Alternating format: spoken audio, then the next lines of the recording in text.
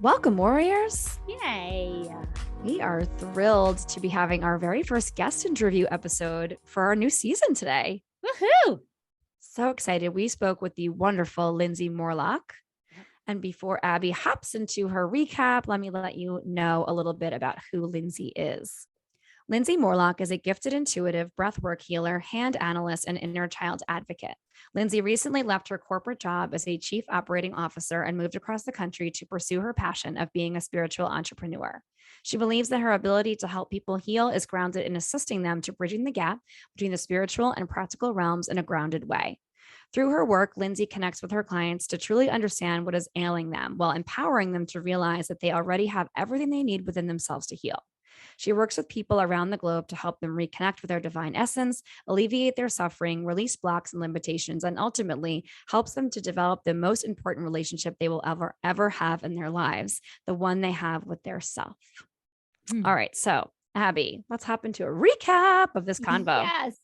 I say this all the time, but I loved this combo so much. And I feel like, if we weren't, trying to not have our episodes be 5 hours, we could have all kept talking. 100%. It was so fascinating. And so again, it's just really hard to recap an amazing conversation that has so many different facets to it into a few sentences, but I'm going to do my best. So, Lindsay, much like Margot and I, is an 80s and 90s baby. And she starts off by sharing how, she was learning to be a babysitter when she was 13. And she took this class for babysitting, and how the advice given to her was that it was her job to anticipate every move that a kid would make so that she could keep the kids safe.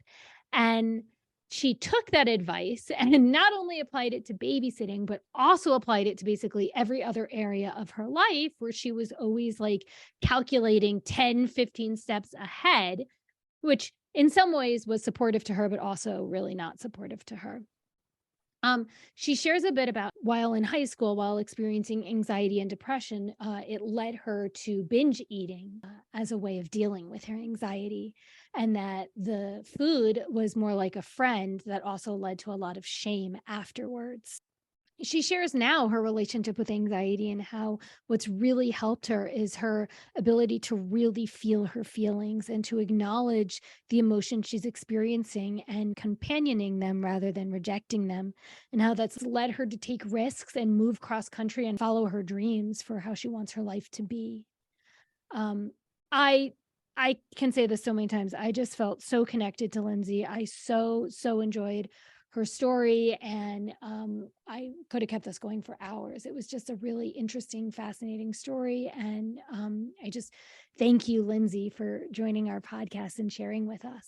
Mm-hmm. Yeah, she just is a powerful speaker. She shares very vulnerably, very honestly about some very touchy subject matter. And with that in mind, we want to throw a little bit of a content warning at you all, warriors, that there is conversation surrounding physical and sexual trauma, as well as binge eating, as Abby mentioned in the recap. And so, think about where you are right now in this moment. And if it's a good time, it feels good for you to keep listening, then obviously we hope that you do, because this episode is just filled with so much light and inspiration, even despite all of that. And just a lot of fun too. Of course, we have such a blast in our lightning round, like we always do with all of our amazing warrior guests. But if that feels triggering and maybe you want to come back to this episode another time, we understand. Mm-hmm. All right, warriors, without further ado, here's the show. Welcome back, warriors. Yay. We are so stoked to be joined by a wonderful guest, our very first guest of the new year. Yeah. Season 3, first guest. Woohoo. Mm-hmm. Her name is Lindsay Morlock. Lindsay, welcome to the show. Thank you. I am so excited to be here. Yay. We are really thrilled. Abby mentioned that she knew you ahead of this. And so anyone that's a friend or a colleague or someone that knows Abby is obviously someone that I want to connect with too. And since even before we hit record, I was like, I'm vibing with this girl or this lady. What is it weird to say girl when you're a full grown adult? I don't know. No, I still like it. Yeah, me too. Okay, right? Bring me back to my youth. Yeah. Bring it back to the youth as often as we can, right? All right, Lindsay. So we're just going to dive right in. Talk to us a little bit about how anxiety has shown up in your life. Yeah, it's such a great question because as I was reflecting back to when it probably started, it absolutely started in childhood, but we didn't have the anxiety name for it, right? It was like, oh, you're a worrier, stop overthinking, right? It wasn't about, my parents didn't use the word anxiety.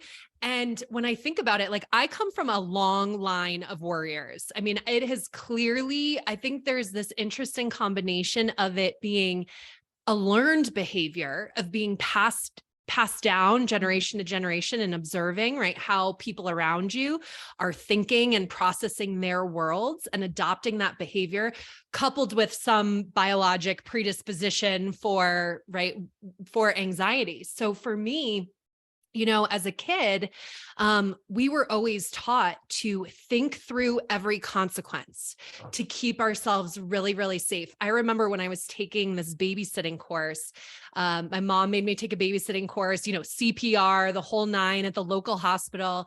And I remember the advice she gave me at the time was, it's your job to anticipate every move that kid makes so that you make sure that nothing happens to that kid and you keep that kid safe. And I remember thinking that it was such good advice in one regard, right? Because I was committed to babysitting and I was going to keep these kids safe and I was going to be the best babysitter. But in hindsight, I realized I kind of applied that advice to every facet of my life. So living my life became a game of chess with like moves, anticipating counter moves. And so I got really good at projecting what people were going to do, what they were going to say. And I was already calculating my reaction to 10 moves that they were going to make ahead of the game. And it wasn't until, adulthood, kind of looking back, that I'm like, this is not healthy, not even a little bit. Right. And so as I think back to some of my experiences, also when I was 13, the intersection here was that I experienced some physical and sexual trauma. And in that situation, right, I was rejected by some of my peers, meaning they didn't believe me or they minimized the situation. They didn't feel like it was a big deal. And so I was kind of left with this traumatic experience and a lack of empathy, a lack of being witnessed through the trauma. And so the way I dealt with that was not only to suppress all of my emotions about the situation, but I started looking for ways to self-soothe that weren't healthy.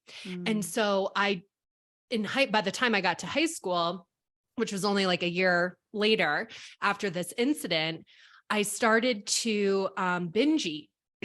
And with the binge eating, I just remember anxiety for me, and I only know this in hindsight, but anxiety for me was this almost this feeling in my body of like speed. I've never done drugs like that. Like I don't actually know what it feels like to be on speed, but this is what I imagine it to be, where it's like this adrenaline rush coursing through your body. And there was nothing that numbed that feeling for me other than a crunching of food, of chips, it was like there was something about the crunch that distracted my ears and kept me focused on like the pleasure that was coming from eating all of this food.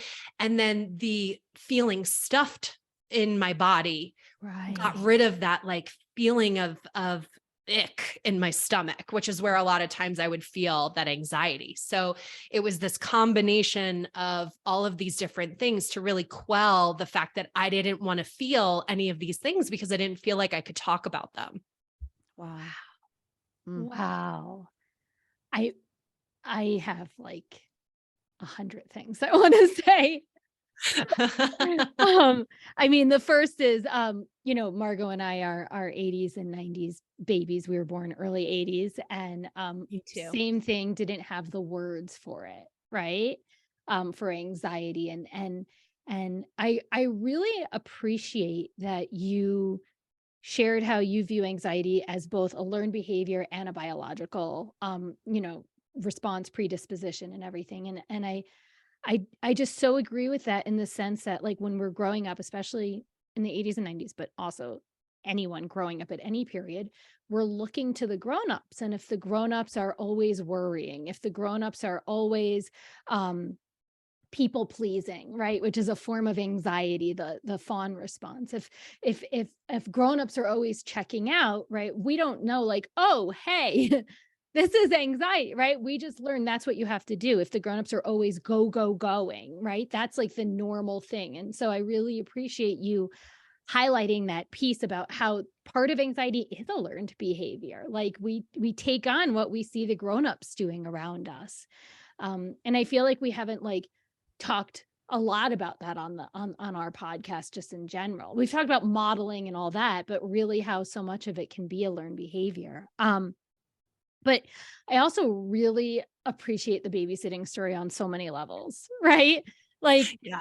first of all, you were like 13, right?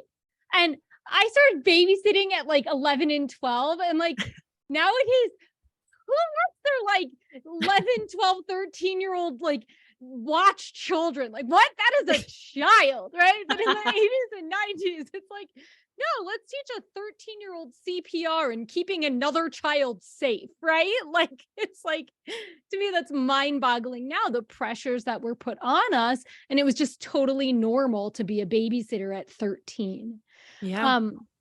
And I just really appreciate like how you shared those lessons you learned. And at the time, it's like, it's a huge responsibility to watch someone's child. Yeah. Right. And you applied that, well, okay, if I'm keeping this child safe, well, obviously this is a good lesson to overthink everything 10 steps for the rest of my life too. And I just can't, like other areas of my life, I can't imagine like just the energy and the bandwidth it takes up in your mind to always thinking 10 steps ahead for everything. Yeah. And it's interesting because it became my superpower in a way where, people would affirm me for it. You're so strategic. You anticipate these moves and consequences. And so in my roles, I worked in higher education for many years as a student affairs professional and working with student activities, right? So we're doing event planning. We're coordinating student activities literally after hours, right, on campus. I was a chief operating officer. So my job quite literally was to anticipate everything that could go wrong and fix it before it even became a problem, right? Mm-hmm. How do you improve efficiency? So the thing that was literally driving adrenaline in my body was also being affirmed positively as something that I could really bill and sell myself on, but yet it never felt good in my body. And I always remember, I read something by Brené Brown at one point that was people with anxiety do one of two things. They can overfunction or they can underfunction. And I feel like I always erred on the overfunctioning side of the equation. And so even though this negative thing was driving the behavior, it was a union stamp. Honestly. Right. Yeah. And that's the thing that's like so fascinating about behavior and about anxiety in general. It's like it manifests in all these different ways. On the outside, we might just seem like this super high functioning, get shit done type of person. Right. But on the inside, it's like just no one has any idea the amount of like stress and suffering we're experiencing. Yeah. I do also just want to hit on what you shared in regards to like the physical and sexual trauma. Like, first of all, being brave enough to share that in high school, right? And then being rejected by your peers sounds just, horrible. When you shared that part, like it was heartbreaking to hear that, right? Like you're going through something and then you share with your peers and they're telling you it's not true or whatever they did say there. And that, I just want to thank you for your bravery in sharing it right now. Right. Yeah. And also just like acknowledge that to be in high school and share something like that is really super brave. And it just sucks how kids aren't taught how to respond when people are opening up about something like that, at least in the 80s and the 90s. Mm-hmm. Yeah, especially when we're driven so much by fear, right? And your peer group is so important. Like losing a friend feels like the end of the world. So not Yes. only are you experiencing this, trauma, but on top of it, now I was concerned that I was going to lose all of my friends if I said anything about what had happened, right? And that really informed the rest of my high school experience in a way too, because I think the way the anxiety started showing up was I just need to do whatever I need to do to avoid any pain. And then I can keep myself really, really safe. So anxiety became a defense mechanism. Not only did it create all of these distractions, but it totally disconnected me from my body, which I didn't want to be in anyway, given what had happened. And then it allowed me to get really good about being in my head so that I could keep myself really, really safe. Even though that's not true, right? Like that's not how we keep ourselves safe. Right. As a kid, you don't know any different, but that was the defense. I think that what's interesting to me about so much of what you shared so far, which I obviously want to echo Abby's words of how deeply brave it is to have shared as a adolescent, like a really young adolescent, with people that in your young brain you thought you could trust, right, with this information, to at the very minimum believe you. And when you said that they didn't believe you, I think that was part of what you said, that was very triggering to me too. It's just like anytime that any of us throughout any part of our life, right, we say something, we share how we feel, we share an experience, and to not be believed is probably in some ways just as painful as the experience itself. And I'm not trying to diminish exactly what you went through physically, emotionally, traumatically, obviously, and then to have to relive it in that same way when when you have the strength to share and people are not accepting of it, how much more painful and isolating that must have felt. So I just want to echo that. But also what I feel like I heard throughout was this sense of control that you either felt like you needed to have learned in that babysitting course, which again, like I definitely started babysitting before I was 10. Like I was watching my neighbors' kids before I would, and it was like, I was a solid, stable, responsible child, but still a child nonetheless. Yes. And so it's like, it's wild. like you both have mentioned so far, that any of us were supervising infants and toddlers and, kids under 5 in their most foundational part of their life. We're just going to go ahead and make sure they don't die or anything. Yeah. Okay. Yeah. Could barely, down on one by myself and have a coherent conversation, but sure, I'm going to give CPR to your baby. Yep. Totally. Right. But it's just like, I feel like what I kept hearing throughout was just like control was sort of like the best part about it and also the worst part about it. It's like your control has been affirmed. You mentioned it several times. And so you feel like, yes, okay, thank you, anxiety. You've made me overthink and overreact and over question and look 20 steps down the road, everything. And that's why I'm able to be the best at my job and the best person and friend and daughter and whatever. But it's also what's, kept me feeling this anxiety. It's kept me trapped in like not wanting to be in my physical body.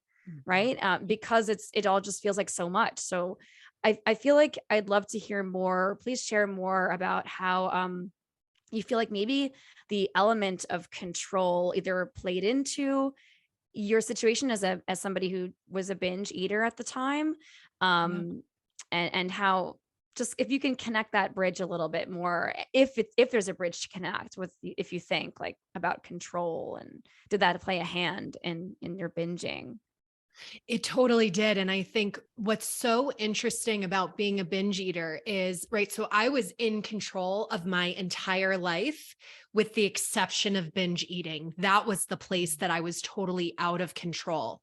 And so, in school, I was, with the exception of one marking period when my emotions and everything kind of came to an head and everything tanked, I was close to a straight A student, not perfect, but pretty close. And I would strive for that, right? Like I felt like if I worked hard, if I got good enough grades, I had a lot of, accolades and recognition in terms of awards or different things at school. I was overly, I think I got like most involved student in the yearbook, superlatives at the end of my senior year, right? So just to paint a picture of like, I kept doing all of these things to prove that I was enough, because not feeling like I was enough and avoiding that feeling was what I think drove my anxiety. So if I can just stay in control and do all of the things to prove that I'm enough, then this thing that happened to me, like, then it doesn't hold so much weight, or at least I thought, right? And so the piece of this was like, so on the outside, I had it all together. Nobody in a million years would really have suspected that anything was wrong. There were a few, there was one teacher in particular I remember who just got me, and he knew that there was like something in there that I wasn't saying. And so he was such a support, but I was like, without saying anything, I feel so seen by this person. And yet he gave me the space to do or be how I needed to be in a very boundaried way, a very appropriate way, and a way that allowed me to feel really safe in building a relationship to start sharing some things, right? So that was helpful, but I'm on a tangent. But the binge eating was like what I did behind closed doors, in private, and it was one of those things where I remember my mom used to say when I was growing up, like after dinner, like the kitchen is closed, right? Meaning get out of the kitchen, stop eating, stop picking at different things, like the kitchen light goes off. And there was a door to our basement that was right next to the kitchen. So I used to sneak into the kitchen after it was closed, and I would grab whatever I could grab from the cabinet. I would like tiptoe in. So my parents who were sitting watching TV in the next room, like weren't hearing me. They probably totally knew what was going on because my mom knew everything. But I would grab the food and I would go downstairs. And I would eat as much as I could eat, because that was my vice. It was like, nobody knows what I'm doing. And this is my moment to just let go of control. And the dopamine hit in hindsight, right, of that I was getting from eating the food was giving me this feeling, this momentary relief from the anxiety. It was giving me the hit of like, you are safe in the world because you're not feeling bad in your body in this moment. This food tastes really good. And it was a companion. Food became my friend, and it always showed up for me. It was always there. Right. And so that just became initially, it was just like a bad habit. Right. But then it was one of those things where I would start burying the evidence in the garbage. Recently I was talking to my sister about this, and she was blaming my dad. She's like, I used to empty that garbage and I saw all the evidence, and I just used to think like, what is dad eating down here? And it was not my dad. It was me trying to bury the evidence, thinking nobody was paying attention to it. Right. So even in the binge eating, there was a lot of control in terms of trying to hide all of the things that felt so wrong with me. But at the time, right, growing up in the 80s and 90s, binge eating wasn't a thing. If you weren't anorexic or bulimic, you didn't have a real eating disorder. Right. So there also wasn't any kind of support or even a label at that point to be able to say, this is a real thing and I need help. And so what was interesting for me, it became just another way that I was invalidated in my pain. Right. So it was like, here I had been rejected and not witnessed or seen for this trauma that happened. Now I have this other problem that's presented, and this isn't even real. This is just an issue of you have no self-control. That's what this is about. Right. So it wasn't until many, many years later that I could actually get help for it, because there was more awareness and a strategy and approach in therapy to be able to say like, okay, no, there's things that can actually help you. And this is a real thing. It's not in your head. But when a lot of, when you're looking outside of yourself for answers, and I was reading books, I was reading, talking to different people, and I couldn't find myself in anybody's story. So I was like, there's just something wrong with me. This isn't real. Like there's just something wrong. Can I ask what were the messages that you were receiving from others then at that point? Like you mentioned like, oh, like your mom knew everything. Like, were there people in your life through that, like the thick of it, that you spoke to about it? I mean, I know you kind of said like you were hiding it, but then you also alluded to, but I feel like they might have known what I was doing. So like, were you receiving actual messages from the adults in your world, or the people in your world, or was it all kind of brushed under the rug? Like, I guess I'm just wondering Yeah. how you arrived at, you know, at the message that you were receiving from the outside, you know, whoever Yeah. it was. It's interesting. I went to Weight Watchers for the first time when I was 13. So that was the first time that and I'm sure my mom brought me to the meeting because a doctor probably said to her, she's overweight. You need to, get this under control, something to that effect. And so I remember going to these Weight Watchers meetings. So I literally, that's your kind of formative years. That's when I, learned how to cook. A friend of mine and I joke all the time now that like, I don't know how to cook because when I was growing up, I was always on a diet. So I never cooked with butter. I never cooked with oil. I never, like, none of the food I ever ate had any flavor either. Right. Because that was right how you did it back then. It was just right. Cutting calories, cutting fat, like all the things. Yeah. So it's not, I think my mother was very sensitive to how I would feel about my weight. And I think she did try very hard to make sure that I wasn't internalizing, like that there was something wrong with me. But there was no way to be in Weight Watchers and being the only 13-year-old in the entire meeting and not feel like there's something wrong with you. Right. When I look around at all of my peers, it was always very clear to me that I was heavy and they were not. Right. And there was some awareness for me that like I was eating all of this food and that was going to make me gain weight. But I didn't have the nutritional wherewithal to really understand how any of that was impacting me. So I just knew that my waistline kept growing, that my peers, right, were not in the vast majority anyway, were not in the same position. So again, it was more of this internalized shame of like constantly not measuring up, right? And so I knew, back to the control, it's like, I knew that I wasn't going to be able to be the thinnest person in school. I wasn't going to be, like all of those things, but I could work really hard to try to overcompensate for it. I could be really involved to try to show up in that way. I was a really good athlete. So like that really supported me. But I did receive messages being an athlete, around like, feeling, all my peers could just run 4 miles without any training. So I was a really good lacrosse player. I made the varsity team my freshman year. I was a starter my freshman year. And by sophomore year, I quit because I couldn't take it anymore. And I think the majority of people feel like I quit because having to do with the coach, something with the coach, but it wasn't true. That was the rumor, but it wasn't true. The reason I quit was because all of my peers could run 4 miles without a hair out of place.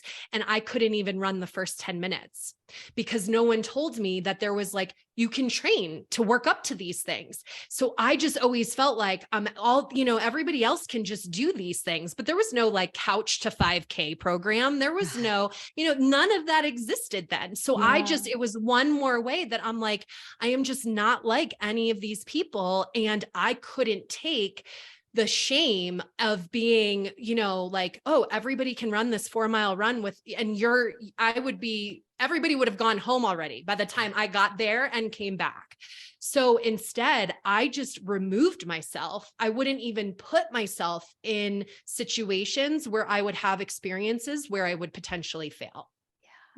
So I think the message is, it's like, it's not that anything, like even the kitchen is closed, right? Like, I think that was my mom's way of trying to very gently be like, don't keep eating. Like she was genuinely trying to help, but I'm pretty much a rule follower, but that was the only rule I could never stick to. So even it's like, right, I have these cravings and these urges to binge and the kitchen is closed. So now this is wrong too, right? It was just wrong on so many levels. And it was a cycle of shame that just perpetuated itself. Yeah. Wow. Yeah. Yeah. Oh my God. Like the first thing I just want to say is like, thank you. right, for sharing the story, because I mean, you hit it on the head. When we grew up, we weren't hearing any of these stories. And I think a lot of people can relate to not seeing themselves in other people's stories and just thinking, what's wrong with me? And so I'm thanking you, because I know that people listening to this can hear themselves in your story. I hear myself in parts of your story, and so I just, I want to thank you for that and acknowledge that your story, I'm sure, helps other people feel less alone. And, it never like, I never realized like this. I'm having the aha moment of like in the 80s and 90s, like anorexia was in your face. Like I remember they would do these like 2020 or whatever those, nightly shows were. And they would like do like these stories on these people with anorexia. Right. And they would show their bodies, right, to like Yes. scare you away from anorexia. Like that's a thing. Right. But that's a different story. And then they would talk about bulimia, which is the other eating disorder, right? And that was like the narrative. And so when you're sharing, like, right, no one was just talking about binge eating, right? Like there was none of that there. And I didn't even realize that until this moment. Like, and so what are the stories for the people that are dealing with binge eating, right? And they're not in the story. No one's talking about it in any way, right? And the isolation in that. Yeah. And because I think too, a lot of people would say, oh, you're just emotionally eating. Yeah. It's not binge eating, it's emotional eating. But when you're really a binge eater, you are consuming an inordinate amount of calories in basically a 3-hour window. And so there's a concentrated period of time that you're taking in way too much food for your body. And some people are eating to the point where then they do have to go make themselves purge because it's physically like a barrier. Like they have to get rid of what the damaged and like the pain that they feel. So it was like bulimic. You were only bulimic if you were eating to that point, but bulimics, they are eating, it's like it's still a different disorder in a way, right? Like they're doing it for different reasons. And so, and I remember those 2020, segments that you're talking about. And I remember like desiring to be anorexic. Like I was like, it would be socially acceptable for me to be anorexic, where it's not socially acceptable for me to be overweight. Right. And that's the other thing, right? So there was so much, it was almost like I don't want to diminish anyone who's anorexic and the impact of that disease. And on the binge eating side of things, it was like, there was so much more shame around the binge eating because of all the shame around being overweight in our society. Right. Right. Yeah. And that, that's like the last thing I want to say about this part is in the story you shared about like the eating, the grabbing the snacks, then the hiding the waste and stuff. But you said like food was a friend, it was a companion, right? And you talked about like the crunch, which sounds like it would bring you into that present moment and you would feel the joy. And so I just heard this you say cycle of shame, but also this like cycle of like self-care for a moment, right? Like it was self-soothing. Yeah. And then the shame. And it just really makes me sad about just how shame is in our society in general, right? Because without the shame, what might have happened, right? Like without the having to hide it, what might have happened? And I apply that just in general. Like if we all walked around with a little less shame, what might change in our lives, right? And so when you were just sharing that part, it made me really sad for that girl who knew how to find something that was soothing, but also ended in shame and hiding, right? And I don't have much more to say except for that it evoked a lot of emotion. Yeah, same. And I feel like too, we received, all of us, especially us girls who were raised at that time, a lot of messaging everywhere, but not a lot of direct communication from trusted people, right? Direct communication about things like nutrition, things like, the fact that all bodies are different, the fact that everyone, there wasn't enough, like, I feel like so many of our previous generations too, just like don't say the quiet part out loud. Don't say the Yes. thing. Let's just send the messages out or slip that pamphlet under the door. And it's just like children need conversations. They need Yes. actual dialogue with their parents, with, their school Teachers. counselors, teachers, right? Whoever. And it's just, that's where a lot of the sadness lands for me. And I felt a lot of that as a kid too, not about this in particular, but about other things. It was like, we were just given these blanket umbrella messages as young girls or boys or, just young children at that time, growing up in that time, and didn't have there was no dialogue. It was just, your kids will figure it out. Your kids are resilient. And it's just like, this is why we have so much internalized, trauma that we're dealing with over the forever, because so much could have been addressed in different, more direct and empathetic ways in that pivotal time in our lives. So yeah, I just want to thank you again for all of that extremely powerful storytelling. Like Abby said, I know that our warriors are going to, whether they have experience with these things that have to do with anxiety or have a very different story than you, that they're going to spend some time in reflection about it all. That I'm for sure. So Lindsay, please talk to us a little bit about how anxiety kind of shows up either nowadays or in general, like in your mind and body. Maybe you could focus maybe a little bit more on what's going on with you more recently or in the past decade, since we spent a lot of time talking about childhood and your adolescence. So like, are there some ways that anxiety kind of shows up in you more recently, physically or emotionally? Yeah. So I would say the last probably like 5 to 7 years has been when I dove into more of the healing work, right? Where I decided I was going to go to therapy to address the binge eating head on. And I went to someone who specialized specifically in eating disorders. And that was a game changer because it is different. And they put me through a group program, or encouraged me rather to go to this group program, which was around dialectic behavioral therapy. And that was amazing because I remember my therapist saying to me, once she started introducing dialectic, modalities to her patients, she really started to see behaviors change. And I was blown away by this concept of you could be anxious and happy. Like it wasn't a this or that you could experience more than one thing at the same time. And like, that was normal. So I felt like I had a crash course on, feelings and emotions. I remember her telling me about this like conveyor belt of garbage thoughts and like watching these thoughts falling off the conveyor belt into this garbage can, and so that was the kind of the beginning of like emotional, management in a way, and understanding that this anxiety is just covering up a whole bunch of emotions that I am not dealing with. And so after going through that for about 3 years, I also was working with a spiritual coach. So I'm very spiritual, and I had a huge awakening as part of my healing process. And so I was also working with a spiritual coach at the time. And I realized that I was making more progress with my spiritual coach than I was with therapy. And the reason for that is because therapy was keeping me in my mind about the problems. And so I would go to therapy. My therapist was wonderful, and I would always feel better when I left her office, but I kept talking about the same things over and over again. And I was like, I know what the problems are. I don't need to keep talking about them. I need a freaking solution, So what I realized was that as I pivoted and dove more into the spiritual work, things were actually getting better. And what I hated about the eating disorder recovery from a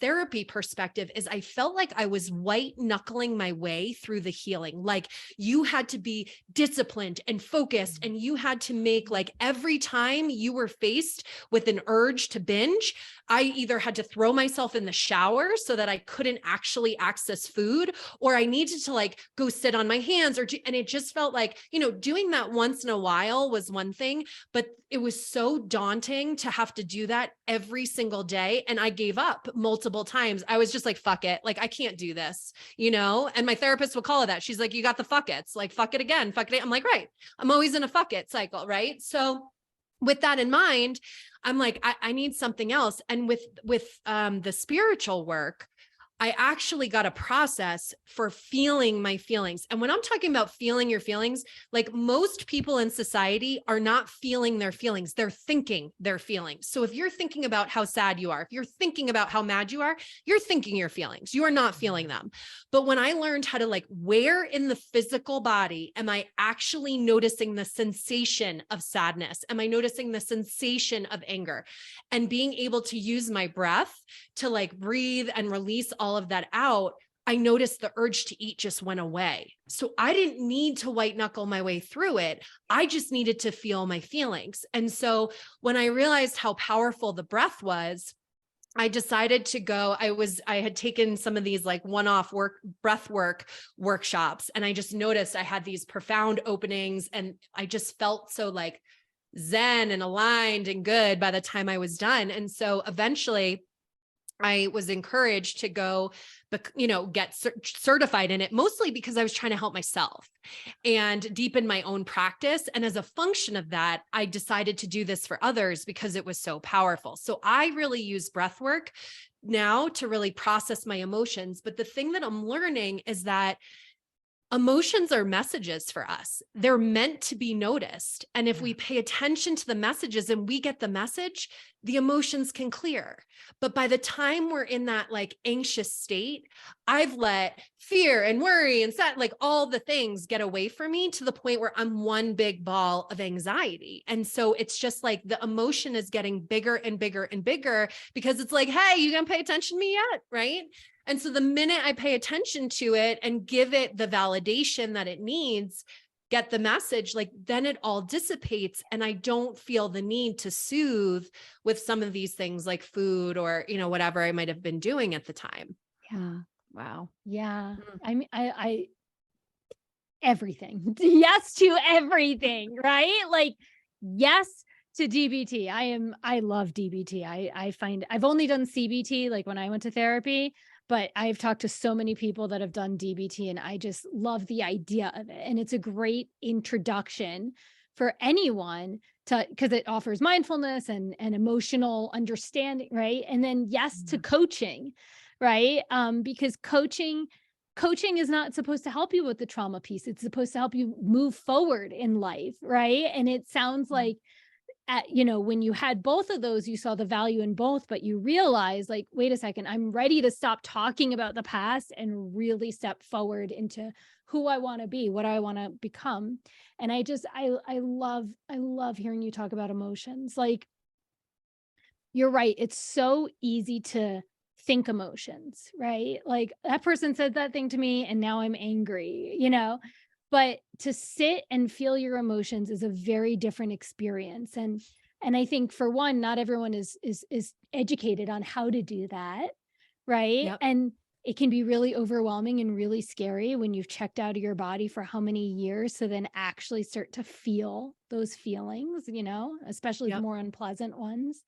I also think that in our society, we're not given the message that it's okay to pause and feel how we're feeling, right? Like so often when things occur, it's like, oh, I can't deal with my emotions now. And then you're not going to deal with them later when you get home, right? But so I love how you just talked about like, you've learned these different breath work practices that have helped you, what I assume is both in the moment, and then you have a practice around it too. Correct.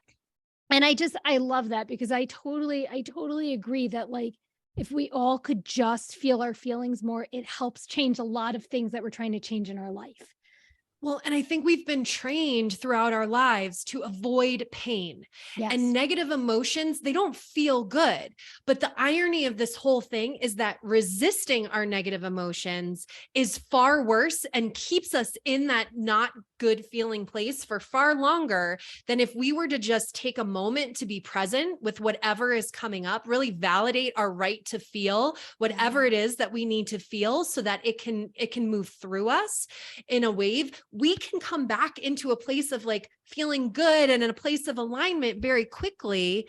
And we actually don't need to be in the suffering, but it's in our rejection of whatever it is that we're experiencing that doesn't allow us to move through the emotion. It doesn't allow any of it to change. And so if you think about it, like we're all walking around then with all of these emotions building up, building up, building up. By the time people are like, so wounded by whatever, that someone says hello the wrong way and they're freaking out on someone, right? Mm-hmm. And it's not that one interaction. It's that everybody's walking around as a pressure cooker if they're not addressing their emotions.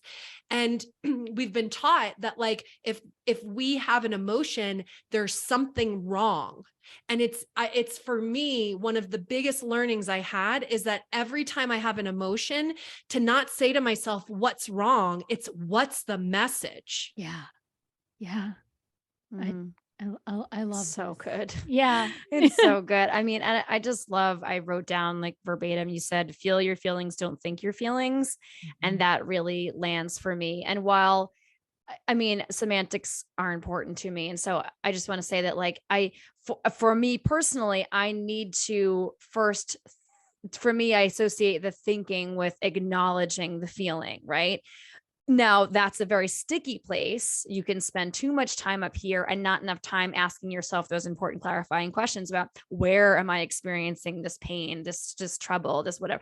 Is it physical? Is it emotional, right? All the questions that we ask ourselves as mindfulness people who practice mindfulness, as teachers, right? And so, but I really love the feel your feelings, don't think it, because it was a helpful reminder to me that I don't have to be stuck in the thinking in order to be able to get to the feeling. And so I think I would take that and flip flop it just for myself. And that's what I love when we talk to warriors about their journey and how they cope with their anxiety and their strategies. I love that I'm always able to take so much of what you all are doing and then realign it so it works for me, right? I mean, and that's the beautiful thing about the empowering nature of strategizing for your own journey, is that we can share with each other all the amazing ways that we've found that feel supportive and great and wonderful, and then take the little sprinklings that work and make it work for ourselves, right? And I'm grateful to you for that. Just that phrasing really lands, but it's like, well, how can I take that, right? And all our warriors listening, how can you take that thought and make it your own, make it something that feels good in your body, that works for you? And I just also love, I kept visualizing, and Abby and I think a lot in pictures. And so it was just like, when you were talking about how you were done with the fucking talking, you were just done with it. You needed something else. It's like, okay, where are the freaking solutions? I need something to actually do that's going to help. This is no longer serving. And I'm just thinking about, we're throwing spaghetti at a wall. Just throw the spaghetti, waiting for something to fucking stick to the damn wall. And all that talking wasn't sticking. And so you instead, right, you changed the plan completely. And I love the empowering nature of that, and just the visual. That was just my visual in my brain. So thanks for that. Yeah. No, I love that. Because too, I think you're highlighting something that's really important. That is also, these are habits that we form over many, many years, right? And so there's something known as a negative payoff behavior. So even though we don't like what we're experiencing and we want to change it, we are getting something from it, right? And that's the negative payoff. It's negative because it's not a pleasant experience, but there is some sort of hit that we're getting from it. So it's this push-pull experience too, of like, so desperately wanting to change, but also this fear back to control, right? Of like letting go, because this is what we know. And what does life look like if we get rid of the thoughts and they're not in there to intercept and protect us from everything moving forward? So I think that can be, I want to validate for people, like that's the letting go of the habit is really challenging, because we have to recognize that it's doing something for us. Like for me, I think I was addicted to depressive thoughts. Like I think when I was a kid, right, I was the youngest of three. And I think as a kid, I got attention if like something was wrong. Right. And so how does that translate as we get older? It's like, right, something needs to be wrong to be seen or to get attention. And so back to this like original question of what I'm doing now too, it's like, I just quit my corporate job. I was a chief operating officer. I just quit my job, picked up, moved 2,500 miles across the country to live my dream as a spiritual entrepreneur in Sedona. But the anxiety that would have caused me in the past, right? Like I had to go through all of this healing in order to get myself to the point where I felt like, you know what?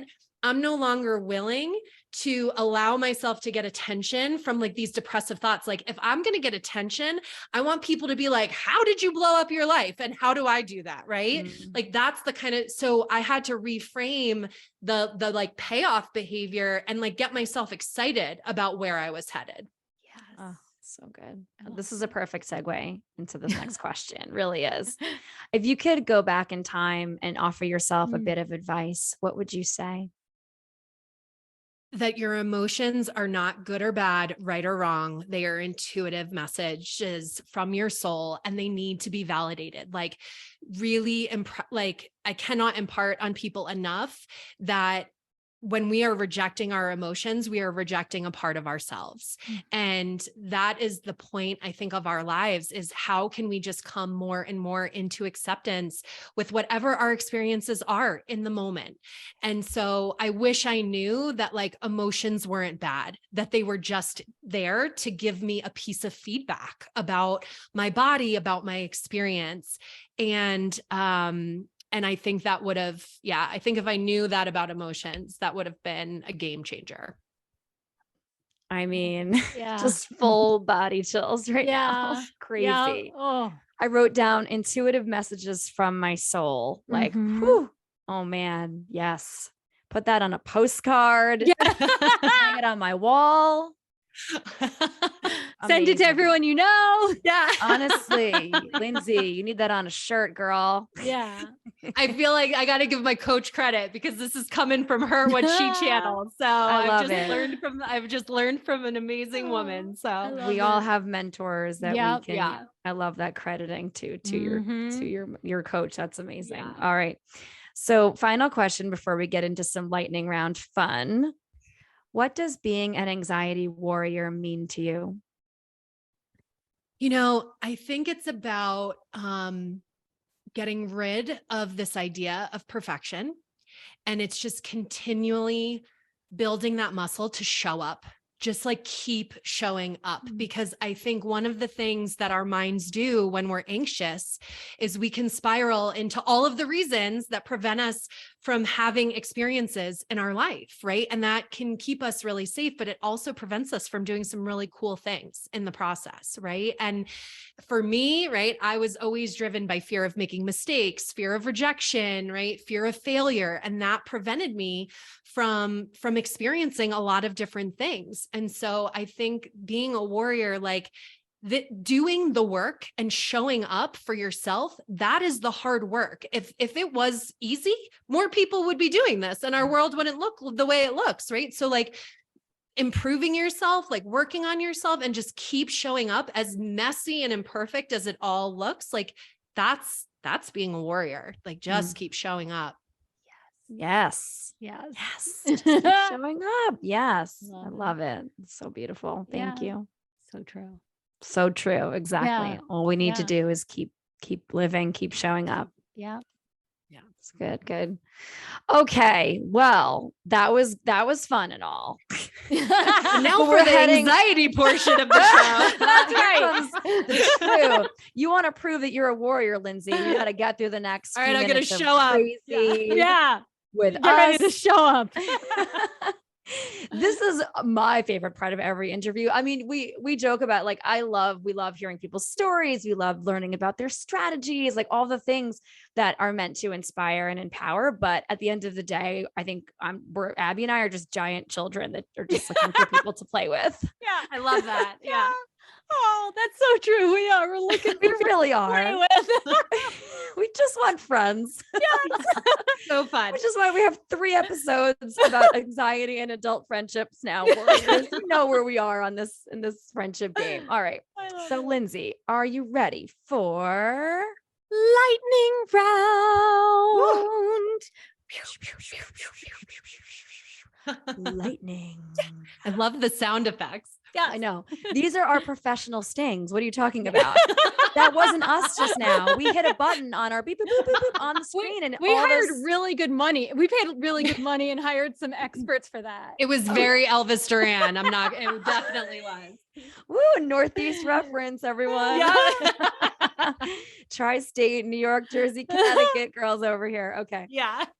All right. So Lindsay, Abby and I are going to go back and forth and ask you just a handful of fun, get to know you type questions. I know that you expressed some anxiety about it going into the recording, but we hope that, you get down in the mud with us and play for just a few, because anxiety is heavy and we like to sort of end with some fun, lightness. Yes. Love it.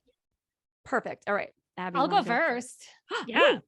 All right. So we're all around the same age, 80s and 90s babies. So let's start with the 90s. What is something you miss about the 90s? And what is something you don't miss about the 90s? I do not miss slap bracelets. Those were so annoying. Painful. And they hurt. Like, why did anybody think slap bracelets were a good idea?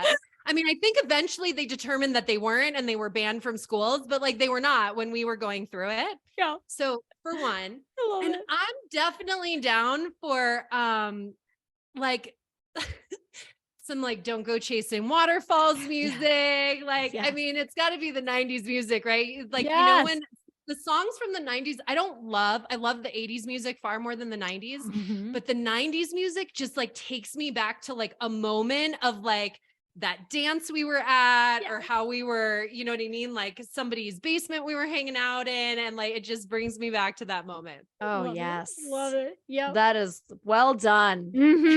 Cheers over here. That was a great answer. Yeah. Slap bracelets were terrible. They were. All right. Keeping with this vein, talk to us. Tell us if you had like a favorite childhood game, or like maybe it's something that we either did in school around that time or just like with friends.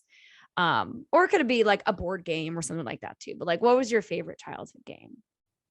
Okay. Favorite childhood game. So the first one that flashed to my mind, I feel like the favorite school game was heads down, thumbs up. Oh yeah. Do you remember that when you had to like put your head down on the desk and like someone was going around the room, like duck, duck, goose, but with your thumb? We called it 7-Up. Yeah. Ours was called 7-Up. Yes. Yeah. I just remember heads down, thumbs up. Yes.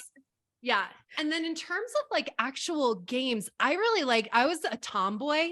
So I was like always outside and I loved flashlight tag growing up with like the neighborhood kids. That was the best.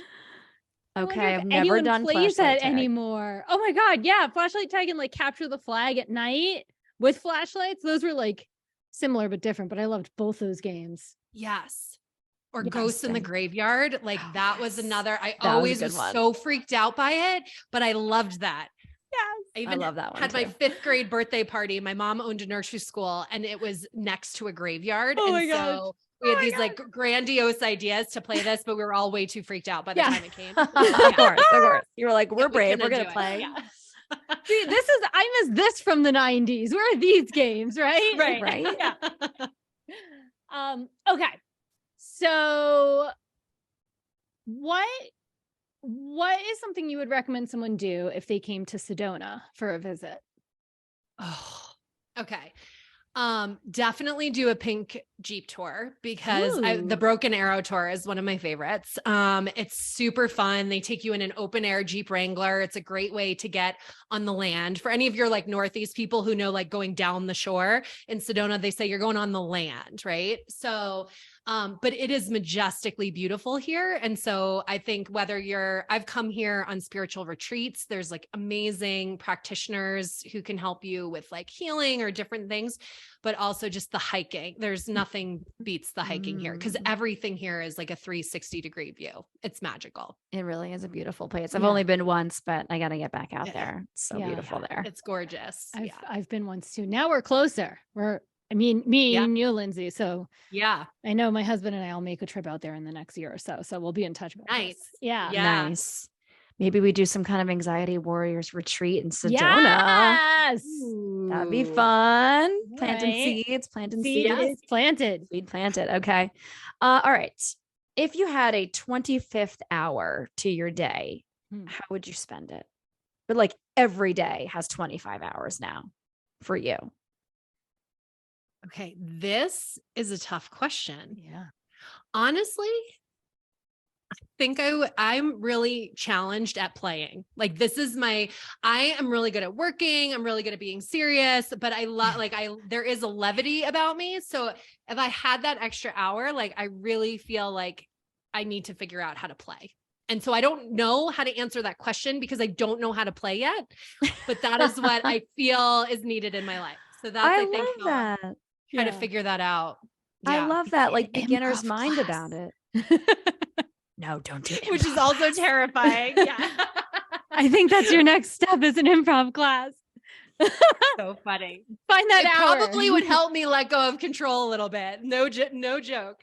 That Yeah. was like my spiritual practice for a bit was improv. Yeah. It really, I had to be like present in the moment, let go of control, be able to go with the flow, right? Give Yeah. up trying to be funny and just be like present. And yeah. Anyway. These are all things I'm terrible at. Abby's And been then trying to get me to go at improv for the longest time. And you I'm just like, play. no. You play, Yeah. you laugh, you almost pee your I pants. with enjoy watching laughter. it for Yeah. sure. Yeah. Me too. I'll go Yeah. to all the improv shows. Yeah. Okay. Final question. Okay. I'm doing this all through a biased lens because like you, I lived in the Northeast. I moved to the West, right? Like just picked up and left. And so I like hearing other people's stories when they do something like a huge brave act like that. So what was something like culturally you noticed different between living in Jersey and moving to Arizona? Okay. Where do I start? First of all, the Northeast DMVs need to take their cue from Arizona because I was in and out of the DMV in Arizona in 20 minutes with a new license, registration, and a new title. Like unbelievable. Whereas I think I was just in line for 2 hours. 3 hour minimum. Forget it. Oh, Forget it. So DMV, 20 minutes. I love amazing. Amazing DMV.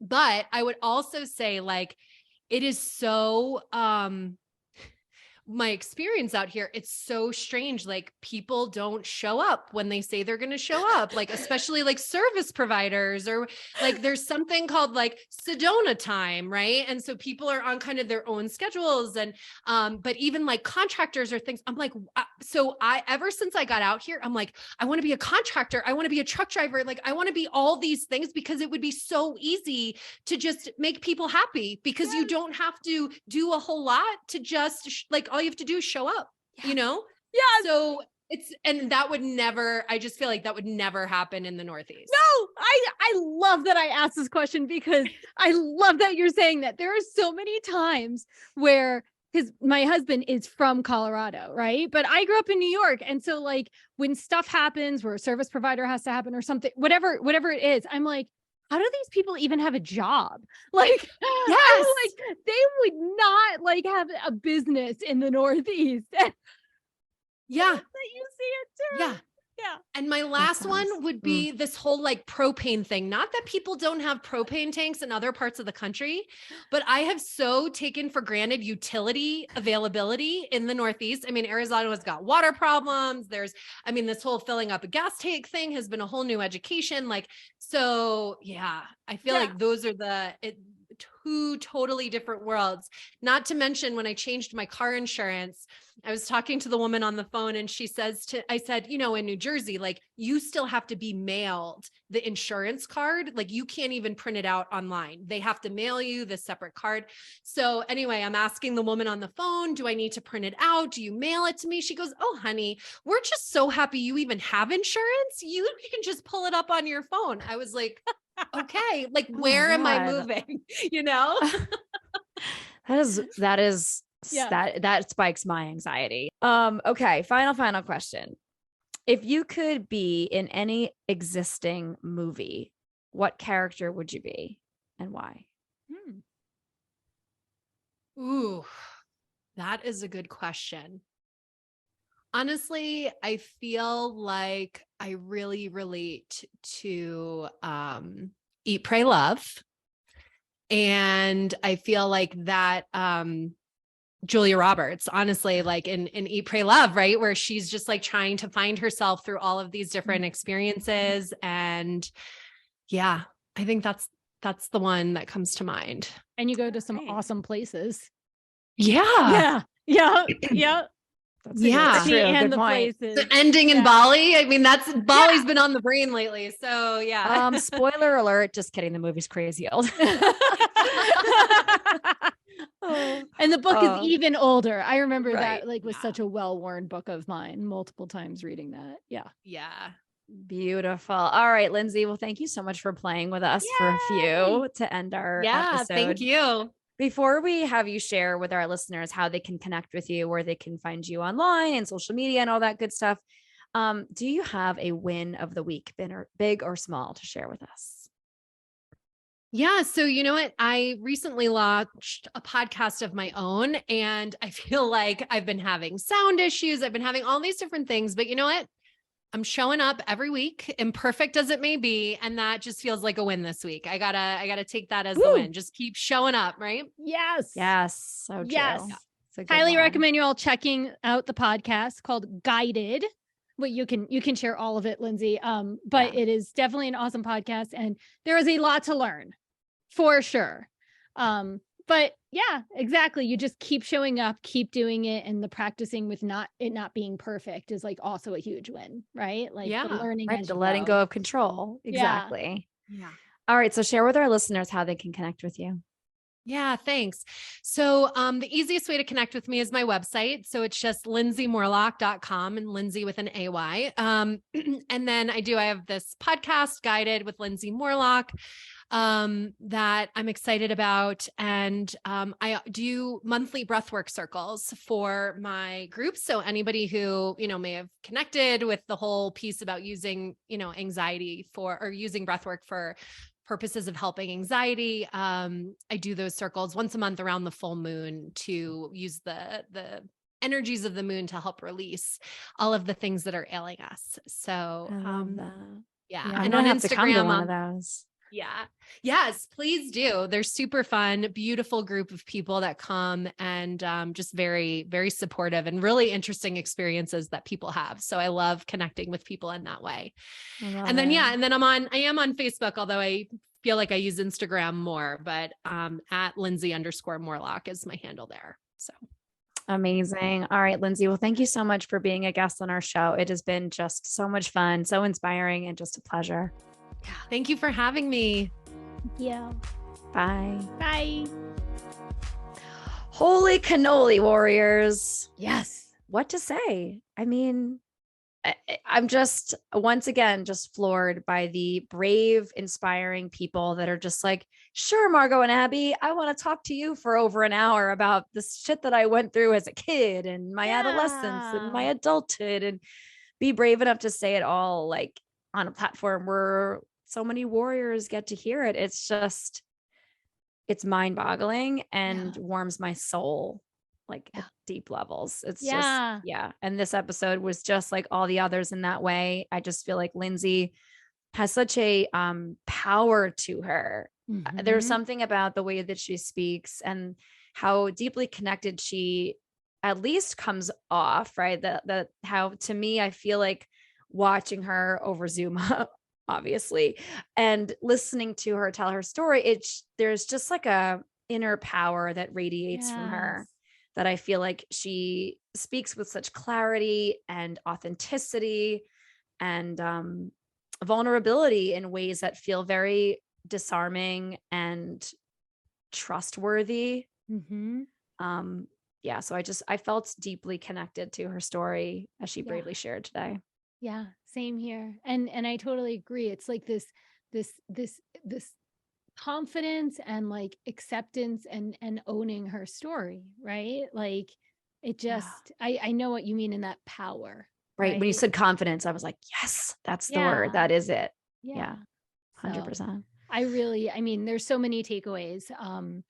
But one of like the huge takeaways for me in this conversation was when she was talking about like how when we were like talking about emotions and how in the unpleasant emotions, like we tend to avoid them, right? Like it's human nature. We're not taught how to sit with it and be with it and everything. And I was having this like side thought as she was talking about it, and then you and her were talking about emotions, just about like how many habits we build up just from like childhood in avoiding the present moment of emotions. Mm-hmm. Right. And she did mention habits too, as well. But like the takeaway is just like how when we're like rejecting our negative emotions, right, we're also in that moment doing some habit that isn't necessarily supporting us.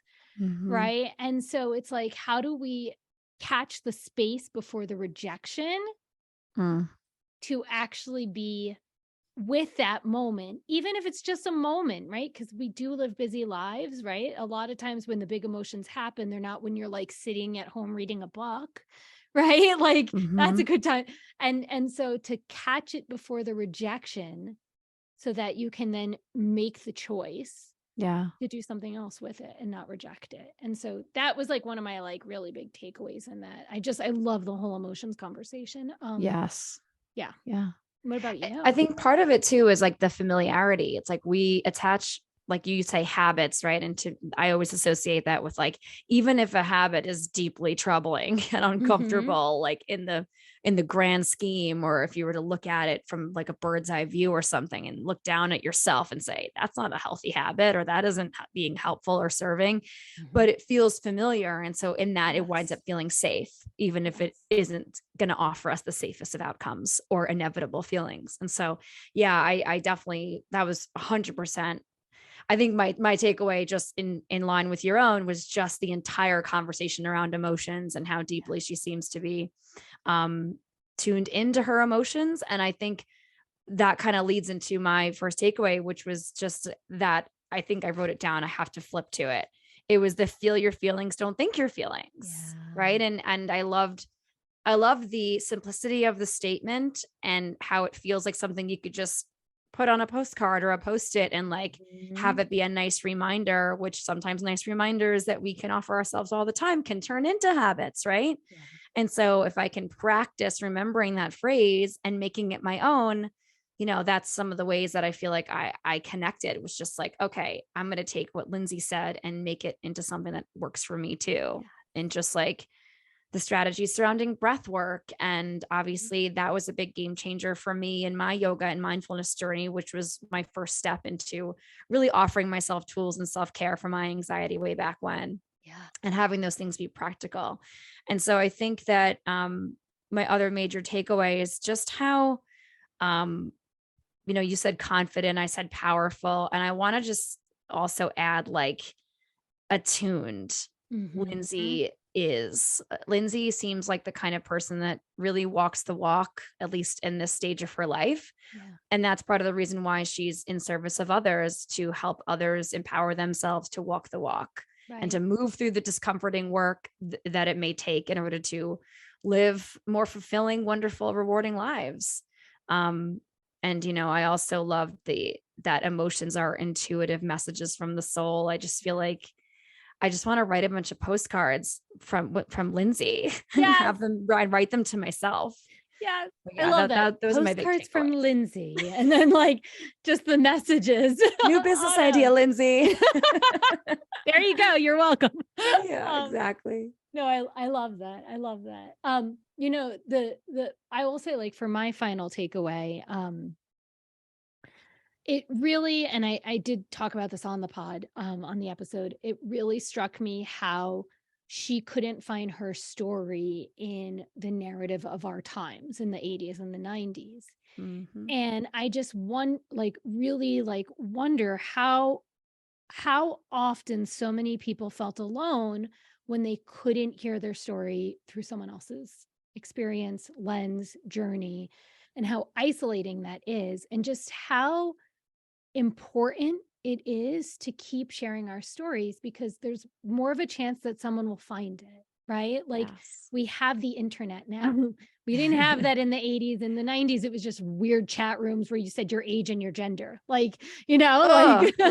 Just cringe thinking about it. Yeah. No one was telling their stories then. And so, it just, it's just like we have our thoughts about technology and the internet and all of that, but at the same time, it gives people the chance to hear their story through someone else so they know they're not alone. And so that was just my other takeaway is like, especially for all of us that were born in the 80s and 90s and before, like the messages and the stories and the narratives we got when we felt alone and felt like what's wrong with us, and how there's an opportunity now for all the younger generations to hopefully hear their story through someone else, so they know they're not alone. They know there's nothing wrong with them, you know? And so that was like my other takeaway, is just how much that stuck and how important it is to see yourself in someone else, to hear your story in someone else's story. Yeah, just the representation of storytelling. Right. Exactly. Exactly right. I'd recently shared to our Instagram page, telling your story helps others heal, right? Or has the power to do so. Totally. So yes, thank you so much, Lindsay. And thank you, Warriors, for listening and being with us here for our first interview of season 3. We love you so much. If you'd like to connect with us for any reason, you can join us over on Instagram. We're at Anxiety Warriors Podcast, or you can feel free to shoot us an email at anxietywarriorspodcast@gmail.com to shout out your wins of the week, share topic ideas with us, or if you think you'd be a great fit as a guest on our show, let's connect. Throw us an email, throw us a DM, and let's get your story told here on our platform for all the warrior listeners to enjoy and feel inspired by. And please take 2 seconds and smash that 5-star rating on Apple Podcasts, Spotify, or wherever you're tuning in right now. Like and subscribe to our YouTube channel. All of our episodes are uploaded for you all over there. And take a moment and jump into our show notes and click our podcast merch store link. Our Threadless shop is just chock filled with so many kick-ass options for you. Yes. Mugs and t-shirts and journals. And I mean, just like you name the product and they pretty much have it. Yoga mats. And we have some great logos for you to put that stuff on over there. Yes. Yes. Well, thank you all so much for going on this journey with us. We are so grateful that we get to do this with you all every week. Till next time.